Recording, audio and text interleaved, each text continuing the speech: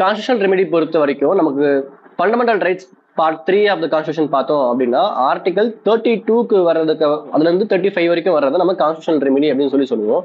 But ஸ்பெசிஃபிக்கா பார்த்தோம் அப்படின்னா ஆர்டிகல் 32 தான் கான்ஸ்டியூஷனல் ரெமெடி அப்படின்னு சொல்லி நம்ம சொல்லுவோம். இப்போ கான்ஸ்டியூஷனல் ரெமெடி அப்படிங்கிறது என்னன்னா ஃபண்டமெண்டல் ரைட்ஸை நம்ம என்ஃபோர்ஸ் பண்றதுக்கு, நாம வந்து அதை என்ஜாய் பண்றதுக்கு நமக்கு அது அக்செப்டன்ஸ் தர்ற மாதிரியான ஒரு விஷயம் தான் இந்த கான்ஸ்டியூஷனல் ரெமெடி. ஒருவேளை இந்த கவர்மெண்ட் இன்ஸ்டிடியூஷன் நம்மளை வந்து அதை ஃபாலோ பண்ண விடலை, என்னோட ஃபண்டமெண்டல் ரைட்டை என்ஜாய் பண்ண விடலை அப்படின்னா நான் சுப்ரீம் கோர்ட் வரைக்கும் அப்ரோச் பண்ண முடியும் அப்படின்னு சொல்றது article 32.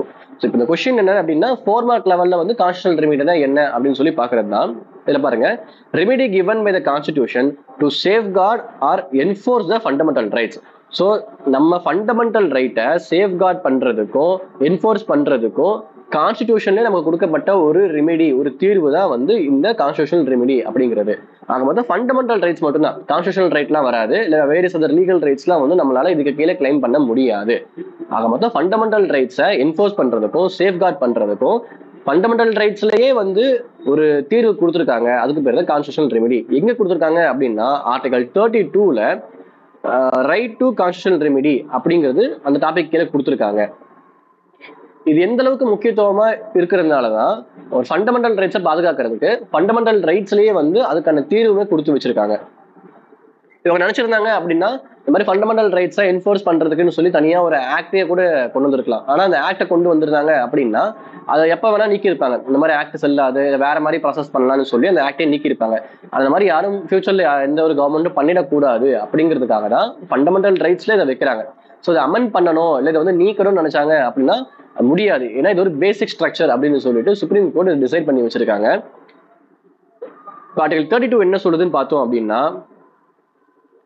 Right to move Supreme Court for enforcement of fundamental rights. So fundamental ரைட்டை என்ஃபோர்ஸ் பண்றதுக்கு நான் சுப்ரீம் கோர்ட்டையே மூவ் பண்றதுக்கு எனக்கு ஒரு ரைட் இருக்கு அப்படிங்கிறதும், the supreme court have the power to issue directions, orders, Ritz. இந்த ரிட்ஸ் கீழே ஹைபியஸ் கார்பஸ், மேண்டமஸ், ப்ராஹிபிஷன், சர்டியோரரி, கோவாரண்டோ அப்படின்னு சொல்லி 5 விதமா இருக்கு. நான் இந்த ஃபண்டமெண்டல் ரைட்ஸை என்ஃபோர்ஸ் பண்றதுக்கு, இந்த ஃபண்டமெண்டல் ரைட்ஸை ஒரு சிட்டிசன் வந்து பாதுகாப்பா யூஸ் பண்றதுக்கு சுப்ரீம் கோர்ட்டுக்கு வந்து டைரக்ஷன் கொடுக்கலாம், ஆர்டர் கொடுக்கலாம், ரிட் கொடுக்கலாம். யார்கிட்ட கொடுக்க முடியும் அப்படின்னா கவர்மெண்ட் கிட்ட, ஸ்டேட் கிட்ட தான் அதை வந்து கொடுக்க முடியும். ஒரு இண்டிவிஜுவல் பர்சன், பிரைவேட் பர்சன் கிட்ட வந்து சுப்ரீம் கோர்ட்டால நீ இதை செய்ய, இவனோட ஃபண்டமெண்டல் ரைட்ஸ் வயலேட் ஆகுது, நீ செய்யாத அப்படின்னு சொல்லி சொல்ல முடியாது. ஸ்டேட் கிட்ட தான் சொல்ல முடியும், இந்த மக்களுடைய ஃபண்டமெண்டல் ரைட்டை நீ வயலேட் பண்ற, ஸோ அது வந்து பண்ணாதன்னு சொல்லி சுப்ரீம் கோர்ட் கவர்மெண்ட் கிட்ட தான் இல்லை ஸ்டேட் கிட்ட தான் அதை சொல்ல முடியும். ஸோ அந்த வகையில் பார்க்கும்போது டைரக்ஷன்ஸ், ஆர்டர்ஸ், ரிட்ஸ் இந்த 3 வழியில வந்து சுப்ரீம் கோர்ட் நமக்கு அந்த தீர்வு கொடுப்பாங்க. இந்த ரிட்ஸ் கீழே 5 இருக்கு. ஹேபியஸ் கார்பஸ், மேண்டமஸ், ப்ராஹிபிஷன், சர்டியோரரி, கோவாரண்டோ அப்படின்னு சொல்லிட்டு 5 விதமா இருக்கு. ஹேபியஸ் கார்பஸ் அப்படிங்கிறது நமக்கு தெரியும், to have the body. Mandamus அப்படிங்கிறது டு கமாண்ட். ப்ராஹிபிஷன் அப்படிங்கிறது செய்யக்கூடாது அப்படிங்கிறது. மேண்டமஸ் அப்படிங்கிறது பாத்தீங்கன்னா செய்யணும் அப்படின்னு சொல்லி சொல்றது. ப்ராஹிபிஷன் அப்படிங்கிறது செய்யக்கூடாது அப்படின்னு சொல்லி இங்க வரும். ஸோ ரெண்டுமே இது ஆப்போசிட் டேர்ம்ஸ் தான். சர்டியோரரி அப்படிங்கும்போது to be certified or to be informed, இப்படிதான் செய்யணும் அப்படிங்கிற ஒரு நெறிமுறையை வந்து செய்யணும் அப்படின்னு சொல்றது சர்டியோரரி. கோவாரண்டோ அப்படிங்கிறது பை வாட் வாரண்ட், இந்த வாரண்ட்ல வந்து நீங்க இந்த போஸ்டிங் வந்து வகிச்சிருக்கீங்க அப்படின்னு சொல்லிட்டு சுப்ரீம் கோர்ட் கேட்கறது. ஸோ இந்த 7 வகையான வழிகள் மூலியமா ஃபண்டமெண்டல் ரைட்ஸை பாதுகாக்கிறதுக்கு நம்ம சுப்ரீம் கோர்ட் ஹெல்ப்ஃபுல்லா இருக்கு. அடுத்து empower any other court by parliament except high court. So parliament என்ன பண்ணலாம் அப்படின்னா சுப்ரீம் கோர்ட்டுக்கு மட்டும்தான் இந்த அத்தாரிட்டியை கொடுத்து நீங்க மட்டும்தான் பாதுகாக்கணும், நீங்க மட்டும்தான் இந்த ஃபண்டமெண்டல் ரைட்ஸை வந்து கவனிச்சுக்கணும்னு சொல்லி சொல்ல கிடையாது. சுப்ரீம் கோர்ட்டை தவிர்த்து வேற எந்த கோர்ட்டுக்கு வேணாலுமே வந்து ஃபண்டமெண்டல் ரைட்ஸை பாதுகாக்கிறதுக்கு இந்த மேல சொன்னோம் இல்லைங்களா, இந்த 7 ப்ரொவிஷன்ஸுமே. ஸோ இந்த 7 வகையிலுமே வேற எந்த கோர்ட்டை வேணும்னாலும் பார்லிமெண்ட் நினைச்சதுன்னா பவர் கொடுக்க முடியும். ஆனா இது வரைக்கும் அது மாதிரி கொடுக்க கிடையாது. சுப்ரீம் கோர்ட், ஹை கோர்ட் மட்டும் தான் அதை ஃபாலோ பண்ணிட்டு இருக்காங்க. அடுத்து right to move Supreme court under article 32 shawl not suspend accept national emergency. So இந்த ஆர்டிகல் 32 வந்து எக்காரணம் வந்து சஸ்பெண்ட் ஆகக்கூடாது. சஸ்பெண்ட் அப்படின்னா டெம்பரவரியா நிறுத்தி வைக்கிறது. டெம்பரவரியா வந்து இந்த ஆர்டிகல் 32 கீழே யாருமே கேஸ் ஃபைல் பண்ணக்கூடாது அப்படின்னு சொல்லிட்டு யாருமே சொல்ல முடியாது. நம்ம பார்த்துருக்கலாம் சில ப்ரொவிஷன்ஸ், சில ஆக்ட்ல சில ப்ரொவிஷன்ஸ் வந்து டெம்பரரியா சஸ்பெண்ட் பண்ணி வச்சிருப்பாங்க.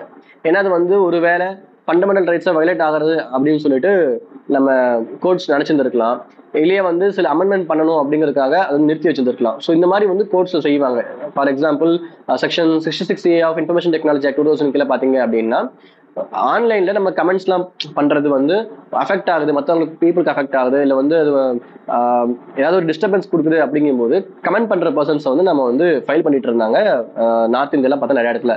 சுப்ரீம் கோர்ட் என்ன பண்றாங்க அப்படின்னா, இதை வந்து அப்படியே நான் நிறுத்தி வச்சுட்டாங்க. எதையும் மீறியும் ஃபைல் பண்ணிட்டு தான் இருக்காங்க இன்னமுமே. ஸோ மறுபடியும் சுப்ரீம் கோர்ட் என்ன பண்றாங்க அப்படின்னா, இது வந்து டெம்பரரியா சஸ்பெண்ட் பண்ணிட்டோம், பார்லிமெண்ட் ஆக்ஷன் எடுத்து இதை வந்து நீக்கணும் அப்படின்னு சொல்லிட்டு சொல்லிச்சிருக்காங்க. ஸோ டெம்பரரியா சஸ்பெண்ட் பண்றது அப்படிங்கிறது இந்த செக்ஷன் இருக்கும், அந்த ப்ரொவிஷன் இருக்கும். ஆனா அதுக்கு கீழே நம்மளால ஃபைல் பண்ண முடியாது. இப்போதைக்கு நிறுத்தி வச்சிருப்பாங்க. ஒருவேளை ஃபியூச்சர்ல அதை வந்து மறுபடியும் ஓகே பண்ணிக்கலாம் அப்படின்னு சொல்லி கூட மாத்துறதுக்கான வாய்ப்பு இருக்கு. ஆனா இந்த ஆர்டிகல் 32 வந்து இந்த மாதிரிலாம் நீங்க டெம்பரரியா நிறுத்தல இருக்கக்கூடாது, அது ஆஸ் யூஷுவல் எப்பயும் கூட அது வந்து கண்டினியூ ஆகிட்டு தான் இருக்கணும் அப்படின்னு சொல்லிட்டு இந்த ப்ரொவிஷன்ல சொல்லியிருக்காங்க. சரி, இப்போ இந்த கான்ஸ்டியூஷனுக்கு இந்த ரெமெடி அப்படிங்கிறது இந்த ஆர்டிகல் 32ல மட்டும்தான் இருக்கா அப்படின்னு பார்த்தோம் அப்படின்னா, நம்ம கொஸ்டின் என்ன அப்படின்னா, கான்ஸ்டியூஷனல் ரெமெடி அப்படிங்கிறது மட்டும் நம்ம கொஸ்டின். ஸோ கான்ஸ்டிடியூஷன்ல என்னென்ன ரெமெடி இருக்கு அப்படிங்கிறது மட்டும் தான் கொஸ்டினா கேட்டிருக்காங்க. ஸோ ஆர்டிகல் 32ல டைரக்டா அந்த டேர்மை மென்ஷன் பண்ணதான் நம்ம அந்த டேர்ம் மென்ஷன் பண்றோம், அந்த ஆர்டிகல் 32வே போடுறோம்.